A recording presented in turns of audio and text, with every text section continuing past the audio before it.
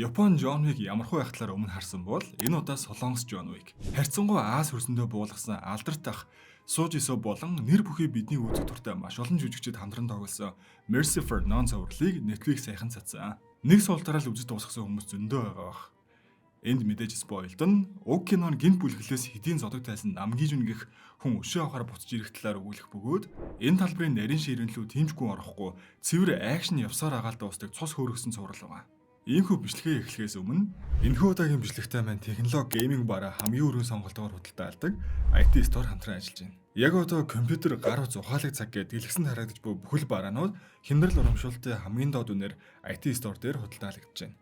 Надад ялангуяа тоглох дуртай хүний хувьд энэ зарагдаж буй кейборд чихвчүүд үн болон чанарын хувьд их таалагдж байгаа. Дээрээс нь контент идэг болохоор RGB гэрэл, зөөврийн хард, мемори гэх мэт мөнхийн гар доор байх шаардлагатай хэрэглүүд маань энэ төрөл төрлөөр байдаг. Тэгэхээр IT Store нь онлайн лизингтэй энэ юу гэсэн үг вэ гэхээр та гэртээ сууж байгаа лизингийн үс дэлгэгээд онлайнаар судлуулж болно. Мөн одоогоор PC угсруулж авбал гейминг монитор бэлгэн өгж байгаа нь хамгийн гоё. Энэ бүх урамшууллыг IT Store-оор үйлчлүүлээ авах боломжтой.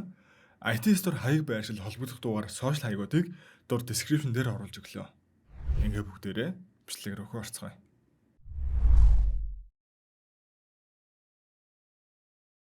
2010 он Сөүл хот.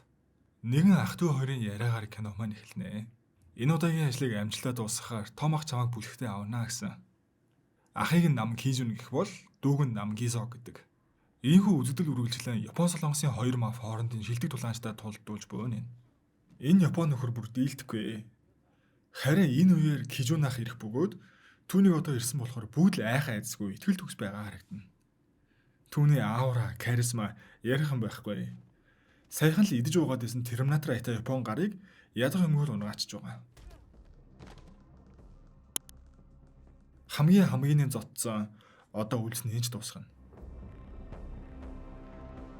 Үзэгдэл солигдож кино минь одоо цагт үргэлжилнэ. Мах нийтлгааны газарт. Энд Пунсан группийн менежер залуу хүлээтэй байгаа байхгүй юу? Түүний гаднаас ирсэн хөлсний алуурчид тэр доорноо алж байгаа нэ. Үүнээс улбаалan Пунсан болон Жүүн группийн боссууд уулзж байна. Пунсан, Ижүүн захирлууд. Тэд хоорондоо их сайн харилцаатай ба одоо л групп компани гэдэг болохоос аль аль нь зүгээр том мафийн босслохгүй юу? Энд уулзж буй шалтгаан нь саяхан алуусан Пунсан группийн менежерийг хөлсөж алуусан хүн өөрийнх нь хөвөл болж таарж байгаа. Бүр эрхийн тэний хүүгээ яах учраа олохгүй өөрөө оролцож олон нүдний шившиг болгож байхаар чи миний өнөөс тэр хэдэн гадаад хөлсний алуурчдыг нь зохицуулаад өгөө л гэж гуйж байгаа нэ. Мэдээж өөрсдөд нь хамаагүй энэ дэлхийн ажилд оролцох шаардлага байхгүй шүү дээ. Гэвч тэдний сонирхоод байгаа нэг газрын эрхийг шийдэж өгье гэж тохиролцсон. Ийхүү энэ асуудлыг шийдвэрлэхээр Кисогийг явуулахар болж байгаамаа. Дүүн хайгаад байдаг ах нь хайцсан бүү мэд. Ямар ч тач тэр одоо Жүүн группийг өв залгамжилж авах хэмжээний л нэр хүндтэй энэ захиралтай үнэлэгдэж хүндлэгдсэн нэг. Түүнийг төрсөн хөөшг аль харж үзтээ. Ийхүү Пунсаны асуудлыг шийдэхээр явнаа. Намгизог л мафууд унтаа алдартай айс дагуулсан нэг. Олон долооггүй очоод 3 хоног үгүй эндээс зайлж байгаа. Пунсаны ирэх хуцаа. Харваас л аавынхаа хөрөнгө төр өсөрч анхаарал дүрсгийг хүсгээс цаашгуулгаар мэт. Өөрийнхөө хүчээр олж аваагүй зүйлдээ одорж угаад Кисокос хэд сайн алганы амт авнаа. Алгачаа явсан ч тэдний хүмүүс хараа зогсоос өөр юу ч чадахгүй. Тэр сая юу гэж дургууг нүргсэн бэ гэхээр ахыг л ерөх юм уу болсон байхгүй юу? Үнэн түүх яг юу болсныг бид одоогоор мэдэхгүй ч гинт бүлэглэлийн амьдралаас нэгэнд холдож зодог тайлсан хөл хөдөлгөнөөс зайцуу амьдрах нам Гижүн ах. Бараг 6 жилийн дараа ах トゥ хоёр анх удаа уулзж байгаа нэ. Ах トゥ хоёр хоёулаа аль альфа байгаа. Дүүн одоо үргэлжлүүлэн Чуан группийг өвлж авахар хэмжээний том хүн болсон атлаа яагаад ч юм ийм амьдралыг үүнээс цааш хүсэхгүй байгаа мэт. Гаднаа хэлэхгүй ч цаанаа л нэг биш байгаа нь тодорхой байлаа. Энэ өрөө Кисо гэртээр ажиллаа хийн суув. Харин энэ үеэр хин нэгэнд ирсэн л бол та. Чимээг даган явсаар очих үед нэг муурал айхан тэр. Гэхдээ энэ зүгээр өгөөшлөөсөн байгаа. Түүн рүү гиндүүлэн дээрх хин үл мэддэг залуу. Бодвол Пунсаны ирэх хуцаанд чамайг явуулсан уу гэж асуухтаа зэрэгцэн түүний хідэн харан хулгаан бүслээл авлаа. Гэвч манай хүнд дахиад нэг уйдгарт ажлын өдрөл хэмээр нэг уртгай ямсгаа аваад хэлж байгаа. Бараг пижакач өршлөө төлөхгүй энэ хідэн авныг цэвэрхээ өвхөө тавьчихсан тэр. Ийхүү хөөгөөд явуулсан ч энэ л үе түүнийг араас нь дүрээд авч байгаа нэ. Тэр өглөө нь өөрөөр Кижүн хахад дуудлага ирнэ. Намгисог алуулсан лус таарав. Бүхэл бүтэн Чон группийн Намгисог. Энэ маш гинтийн цочрон мэдээ байлаа. Ахын үг нь өв залхамжлагчаараа сонгосон байсан штэ. Пунсан группийн захирал хүртэл ирэн хүндэтгэл үзүүлж байгаамаа. Пунсаны бацаа хараа айгүй зүв. Үйл ялыг шоосон айстай инээж идэр. Овоо цаа. Энэ үеэр үргэлжлүүлэн их залуу ноён хэрлээ. Хин бэ гэхээр чүүн захирлын ганц хүү. Түүнийг аав нь мафтай холбоотой бүх ажлаасаа л хол болоод юм байлаа. Тэр энэ оршуулагч мөн ялгаагүй тул түүнийг хурдхан буцаад яваа л гэж байгаа. Энэ бүхний дараа намгийжүн ирж байгаа нь. Тэр хэдийн энэ талбараас зодог тайлаад уудсан ч гэлээ бүгд л түүнийг өөх ам дамжсан яриагаар хэмбэ гэдгийг мэдлгүй яах вэ? Ийхүү зууртар нас барсан дүүгээ хараад түүнд асуух асуулт ганц л байгаа. Хин гэсэн. Хоёр боосч оршуулгын үеэр уулзсан сууж байна. Чүүн захиралд үнэхээр харамсалтай. Энэ суух тэдэн дээр намгийжүн орж ирлээ. Тэдний ярианы сонсоход яг юу басна мэдэхгүй ч манай хүн эдний дунд огт буцаж ирж болохгүй байна л да. 11 жилийн өмнө ярьсан тохиролцоотой. Кижүн энд дахиж ирэхгүй юу? Харин хариуд нь дүүд нь хизээч ямар нэг зүйл болох ёсгүй л гэж. Гэвч ингэж оршуулгын ёслол нь олж яхад юун тэр хамлалт. Тийм одоо байхгүй. Мань хүн амлалтаа биелүүлсэн бол хоёр боос биелүүлж чадаагүй л гэсэн үг. Ийм хүн мань хүн энд өөр илүү цаг үрэх ямар шаардлага байх вэ? Дүүгийнхээ үхлийн араас явнаа. Түүнийг гараад явах үед араас нь ирэх энэ залуу. Дүүгийн төлөө жинхэнэ эргэлт буцалтгүй зүтгэсэн хамгийн гашуудж буй хүмүүсийн нэг. Хөөхий ганц дүү нь одоо байхгүй.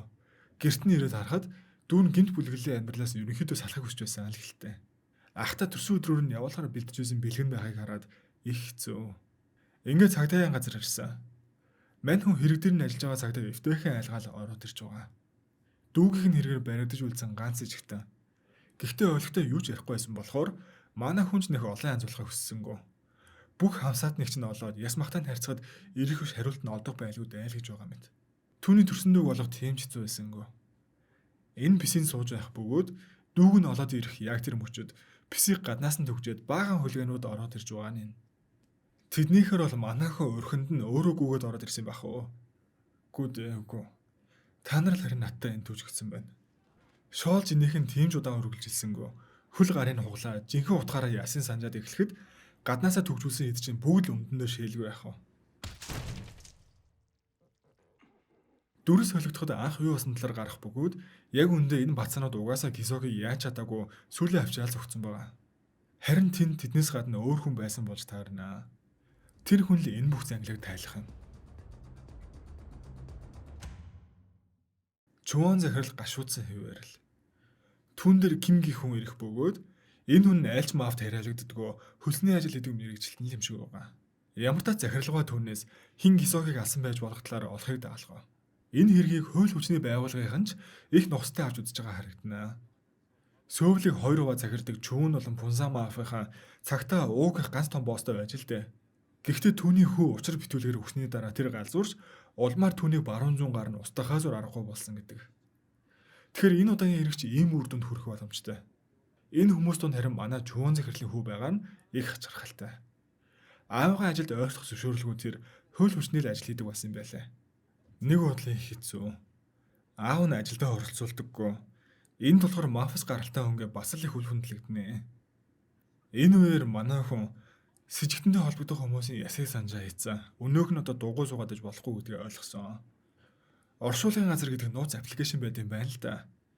Тэнд хууль бус ажлын захиалга үнийн дүнтэйгээ орж ирдэг ба яг түн шиг гэр орносоо зугтсан хуулиас гадуур нөхдүүд ажил орж ирэхийг хүлээгээл сууж идэг. Тэр оршуулгын газар гэх аппликейшнээр бүр системчлэгдсэн бизнес л болж таарж байгаа. Баян айлын эрх бацаанууд хэрэг хийхээр оронд нь хэргийн өрөө шоронд орох хүнээ хүртэл тэндээс олдог. Ерөөсөө ямар ч ажил байсан үнийн дүнтэй зар тавихад хийх хүн байж л байна. За тэгэхээр энэ группийг ажилтдаг хүнийх нь утсыг олж авнаа. Түүнийг олвол хэн захиалга өгснийг нь олж чаднаа гэсэн үг.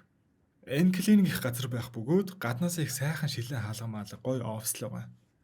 Дотроо ямар ажил хийдэг нь мэдэн штэ. Захирлаа гаргаад иргсэн ч угаасаа хилээ ямар болох вэ штэ. Хэд зөхгүй л бол.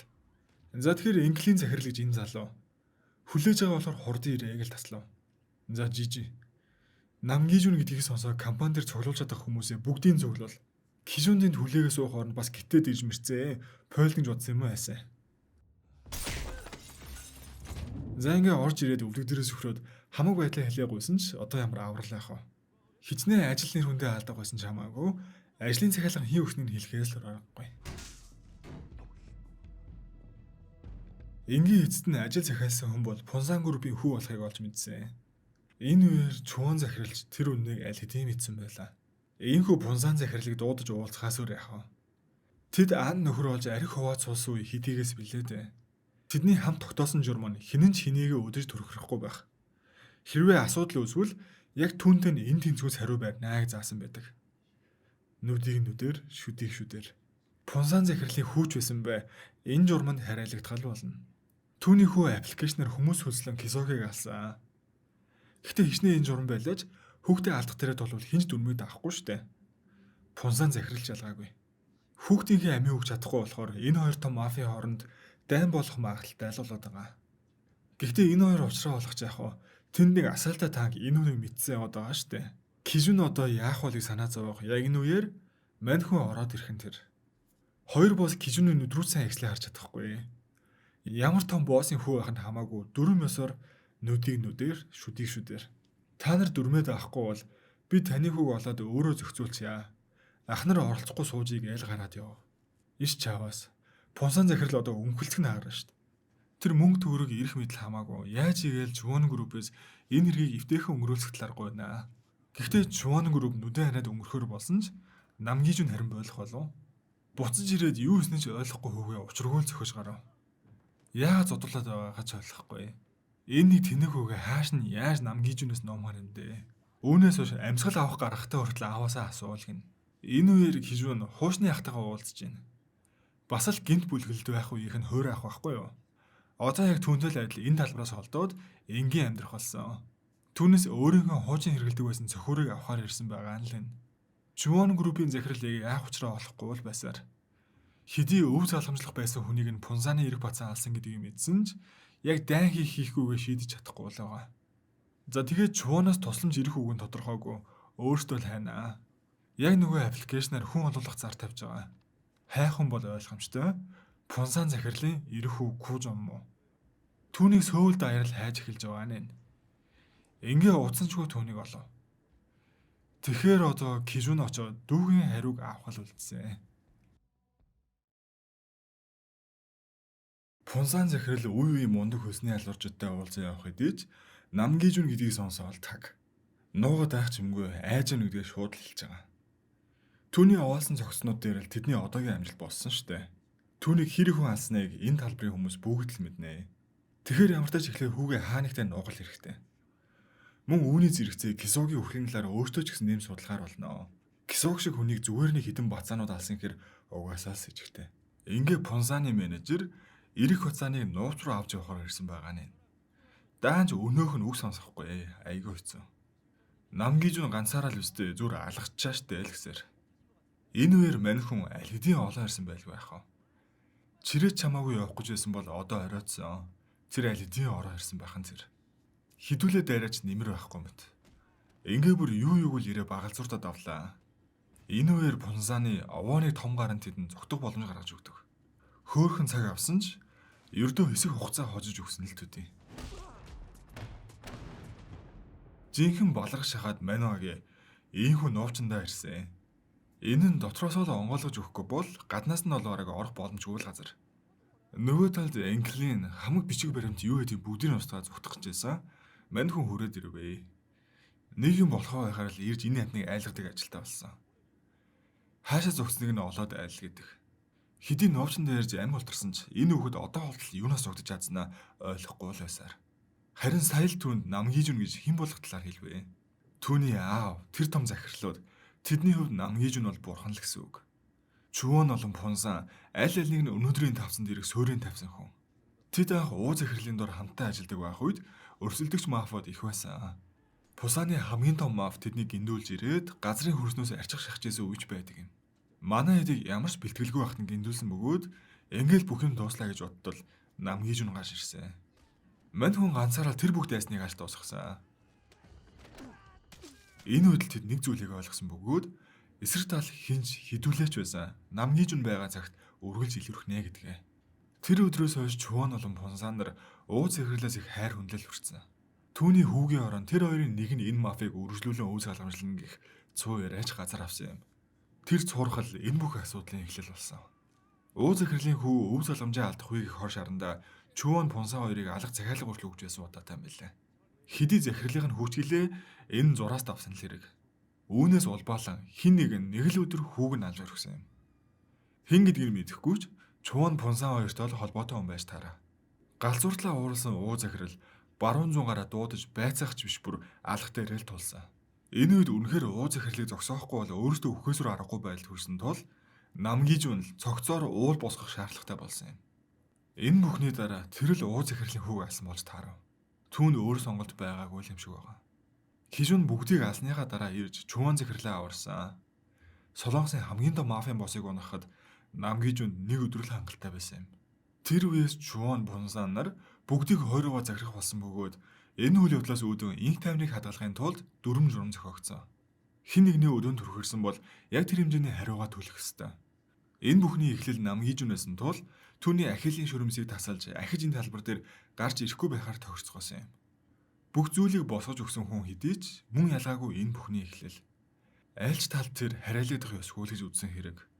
Магадгүй түүнээс айсан тайлтгсан баг. Иймхүү үүр цайтал болсон бүгдийг ярьж өгж байхад энэ нэг юм нь тийм зүйл гэж юу байсан худлаа гэд итгэхгүй. Илжигний чих алт хийсэн ч ус хийсэн ч гэдэг шиг. Ямар ч баг цөмийн бөмбөгөөс хорогдох байр юм уу хаашаа. Гаднаа баахан харуултай. Дотроо нөгөөх нь зүгээр сууж чадахгүй дөвчгнөөл өөрийг нь шоронд хоржлоо л гэж гарах гэж зүтгэсээр. Ингээ удаан тэссэнгүү өнөө хоёр гаднаас авчирсан хөлсний алуурчдаа ажил захиалнаа. Мань хүний логикоор намгийжүнийг л алчвал бүх асуудал шийдэгдэнэ. Тэгвэл тэр өөрөө л түүнийг байхгүй болгох чиг гих мундаг санааг сэтж байгаа. Нэр өдөө үлдэл яагаад бодоогүй юм бол тоо. Энэ үеэр Пунсан захирал Кисогийн үхлээс сэжигтэй зүйл болсон. Ах хэргийг илрүүлсэн мөн дараа нь хариуцаж хаасан гэд бүх хүн нь нэг цагдаа байхан тэр. Нэг л ноо байна. Нөгөө талд Кижун ахтай Пунсаны менежер уулзж байгаа нь. Тэд энэ салбарт хамтаа удаан зүтгэсэн нэгнээ сайн таньдаг хөөрэ ахт үүсэл гэсэн үг. Энэ бүхнийг ингээл хараад чадахгүй. Удахгүй Пунсанаас ярьлаад өгөх болохоор тань зүгээр тэр хүүхдийг байраад өгье. Энэ хаягаар очиход тэр хүлээж байгаа л юм. Гэхдээ тэр хаяг нь зочид буудлын засвартай хэсэг байх бөгөөд энэ үндэ өрхөл болж таарж байгаа. Нөгөө бацааны л хийж байгаа ажил. Мань хүнийг хөөрхий гэр бүлээрээ сүрдүүлсээр байгаа л Кижүнийг өрхөнд оруулахгүй юу? Хэдий хөрөө аханч тэр гэр бүлээ бодоод яаж чадаагүй. Кижүн ирэх үе тэр давхар өнөө хоёр алуурчнаа бэлтгэлтэй хүлээгээд байж илгүй яах вэ? Ингээд тэдний тулаан эхэлдэг.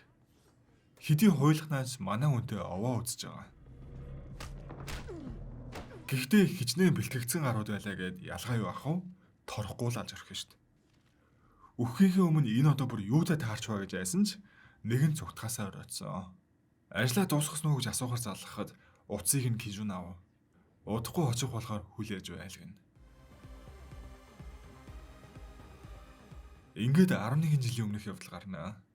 Яг үндэ уу захирлын хүүг алаа зүгцэн хүн намгийжүн биш мафт эсэд удаагүй байсан намгий зогл байсан болж таардаг. Дүүн өөрийнхөө захирлыг хамгаалж байна гэж бодсон штэ хөрхий. Энэ бүгдийг мэдсэн намгийжүн өөрөө хийсэн гэж тас ноосаар л бүх хэргийг үрээд өнгөрсөн юм байлаа. Нөгөө химих мэрэгчлэлтэнтэй уулзах Пунсан захирал. Одоо аль үжи аргаа барсан штэ. Чуоныг энэ асуудлаас хол ойлгох яриагаа бол хийсэн. Одоо ганц л асуудал үлдсэн байгаа нь намгийжүн. Түүнийг арлаад өгөх арга байвал ямар ч төлөөсөр хамаагүй увсрыг нь олол гэж байгаа. Энэ үеэр яваасаа хоёр алуурч нь өвчгсөн болохоор одоо айгаад өгөх нь гэсэн бас үгүй л бололтой. Түүн дээр ирж буй хэн нүл мэдэгдэх хоёр хүн. Хилэм авалцахад хэцүү нэлээ атман байрны энэ залуу нь боксийн хүн жингийн авраг юм байна л та. Гэхдээ допинг инээдэр асуудалтай орооцолдож бүхнээ алдаад одоо янз бүрийн хөлсний ажил хийдэг л болсон юм шиг байгаа. Энэ удаагийн ажил нэг тэрбум воны хөлстэй болохоор олон юм ярилгүй нэг хүн зохицуулаад өгүүлэхсээр. Тэгэхээр үнэхээр энэ том амныхаа арыг даах нөхрөөгүй юу харах л үлдлээ. Кузумо эндээс гарын авсныг мэдсэн менежер нь бүр үгээ хэллээ шүү дээ. Хөөрхий мань үнийг бүр үнэн зовоож байгаа юм уу? Ирэх бацаа алж чадаагүй дэ бантаад улам улангасч дайраад байгаа л юмэр. Намгийжнийг хайж түүний хөрөө ах дээр ирсэн нэ. Тэснэ одоо энэ дуудаад аваад ирлэж байгаа. Энэ ахын цагтаа тэр Пунсан захирал буюу мань хүний автал энэ тэнцэх хэмжээний том хүн байсан байхгүй юу? Чиний л төлөө хэлж ийн асуудал үүсэхгүй яв гэхэд даан чин ирэх бацаа юугаа мэдхөө. Хэдэн үг хийснээ даахгүй уурлаа тэр дорн л алж орхидог.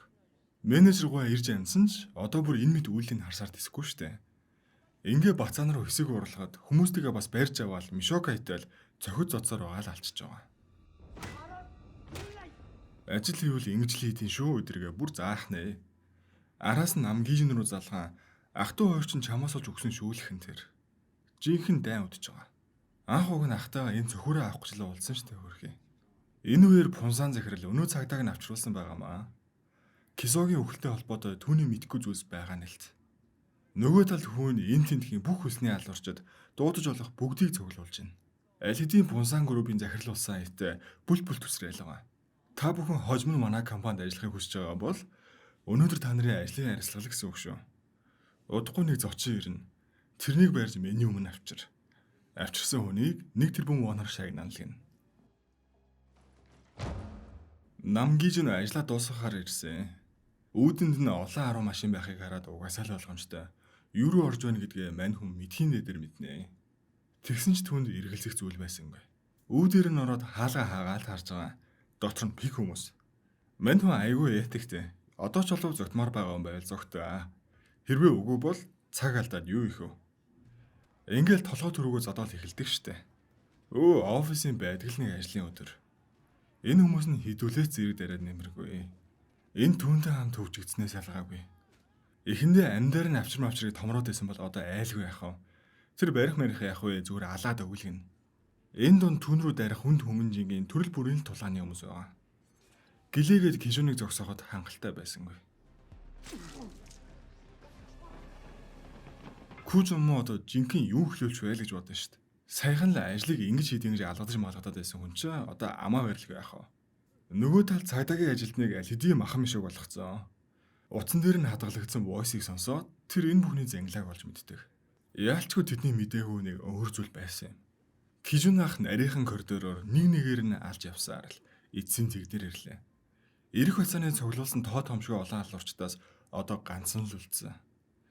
Түүнийг арайч ингээд алхаад ороод ирэх юм санаагүй болохоор өмдөндөө шээчгэн л холгүй. Гэхдээ түүний өдөөс боксын авраг өөртөө ихтгэл төгс байгаа л харагдана. Аргагүй л дээ. Бас аль 100 гартаа үдцсэн хүн чинь төөлдөж ядралгүй яхав. Түүнийг зодоод эхлэхэд ирэх хугацааны баярлж байгаа гээ. Боксчин залуу ялчгүй л давуутаа эхэлсэн үүнийгээ сайн ашигладаг. Манай хүний нилээн зодж байгаа. Кижүн одоо аль хэдийн хязгаартаа өрснө үгэлтэй ирж байгаа цохилтуудыг эвтэйхэн буулгаж авахаас өөр зүйл хийж чадахгүй л байсаар. Гэхдээ тэр зүгээр нэг азтайд ийм хүүтэн хэрцгий амьдралаар өдийг хүртэл амьд явж ирээгүй нь ойлгомжтой. Хүч биер нь барагдаж байсан ч ухааны ашиглан байдлыг тэр дорнол бүтэн эргүүлдэг. Чаавас амьдралаа даатгсан боксчин нь ялагдаад ирэх үед. Нэгэнт байлга гартаа авсан болохоор боксчин шиг алдаа гаргахгүй шууд л дуусгаж орхино. Одоо тэр л үлдсэн. Их төвчгөнсөн юм аа. Бүр үлбичүүд анханаас амь хоргодоо зүгтаагаал гэж байхгүй. Гарч ирээд буудах хэдиж онохгүй. Ойлгохтой юу ч үзээгүй сураагүй хэрнээ тоймгүй их зантай байгаадаа барцаар эмэл юм болж байгаа. Одоо түүнээс ичгүй л амгуугаад эхэллээ яхав. Дүүг нь алаад зогсохгүй дээрэс нь хуурайх дүүсийн ч алдсан штэ. Түүний хэлж ярих яаж гоох нь хамаагүй. Яриаг нь ч дуусах шаардлага байсангүй. Эцэст нь ийхүү түүнийг алснаар бүгдийг дуусгаж байгаа нь. Гэвч пунсан захирал энэ бүхний ард түүний хүү биш өөр зүйл байжээ гэдгийг хэлэхэр залгасан ч хүүг нь аль хэдийн хаалсан 4 месоор энэ бүгд дууссан гэсээр л салгав. Дүүгээ алдсан ах, хүүгээ алдсан. Ийхүү сансандаа хүрэн буцаа явах үед түүний дүүрт иргэд нь харагдах шиг. Тэдний харилцаа хүндий хөд мэд боловч дүү нь ахтайг сайн байлгүй яах вэ? Энэ үед ахан дүүгээ эцсийн удаа дурсаж буйлмэт. Гэвч хаанаас ч нэг машин гарч ирээ манай хүнийг гүрнээс түлхэн унаагачхан тэр. Намгийж үнийг зохицуулсан гих хэн нүл мэддэх нэг. Тэгэхээр энэ бүхний ард бидний бодсноос шал өөр хүн байсан гэсэн үг.